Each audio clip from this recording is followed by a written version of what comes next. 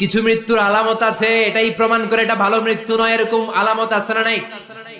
এক নম্বরে হলো আল ইন্তেহার, আত্মহত্যার মৃত্যু। সমাজে আছে না নাই? উকিয়াতে তো নাই না? এদিকেও মরে কি জন্য? কেন মরে? হ্যাঁ, বয়ফ্রেন্ড গালি দিয়েছে এজন্য?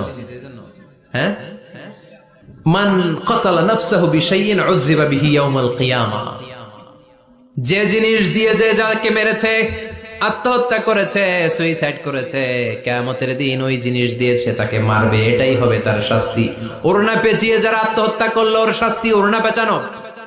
বিষ খেয়ে যারা মারা গেল তার শাস্তি জাহান্নামের বিষ খাবে আর চিৎকার করবে। ছুরি ঢুকিয়ে যারা মারা গেল জাহান্নামের আগুনে ঝলসানো ছুরি শুধু ঢুকাবে। আল্লাহ আত্মহত্যা থেকে বাংলাদেশে বাঁচাও, আমাদের ছেলে মেয়েগুলারে বাঁচাও। চিৎকার দিয়ে বলেন আমিন।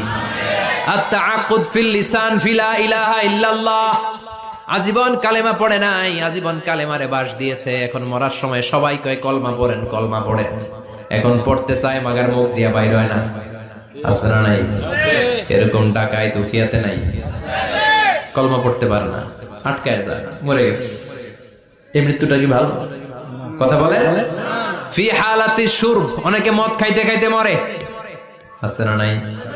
জুলুম করতে করতে মরে। আছে না নাই? অন্যের জায়গা দখল করে মরে, এরকম আছে না নাই? ফি হালাতি ইরতিকাবিল কাবায়ের, যে কোনো কবিরা গুনাহ করা অবস্থা যদি মারা যায় এটা খারাপ মৃত্যু, এটা জান্নাতি মৃত্যু নয়। চিৎকার করে বলেন ঠিক কি না?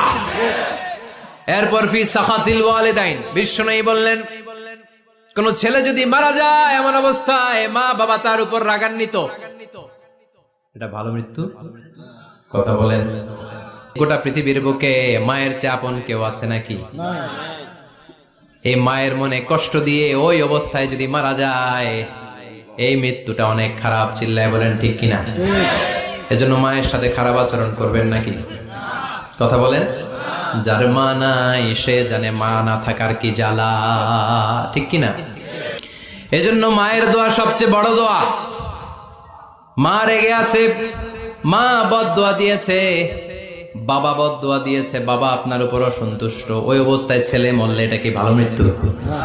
এরপরে স্বামী যদি নাখোশ থাকে স্ত্রীর উপর, স্বামী যদি স্ত্রীর উপর রেগে থাকে, অসন্তুষ্ট থাকে, ওই অবস্থায় স্ত্রী যদি মারা যায় এটাও খারাপ মৃত্যু। চিল্লায় বলেন এটাও খারাপ মৃত্যু। এরপরে লাউ ফারিহাল মুসলিমুনা বিমাউতি, কোন লোক মারা গেলে যদি এলাকার মুসলমানরা খুশি হয়, এটা কি ভালো মৃত্যু নাকি? কোন লোক মারা গেলে এলাকার মুসলমানরা যদি আল্লাহর শুকরিয়া করে, এটা কি ভালো মৃত্যু নাকি? আমরা কি ভালো মৃত্যু চাই নাকি খারাপ? আমরা শাহাদাতি মৃত্যু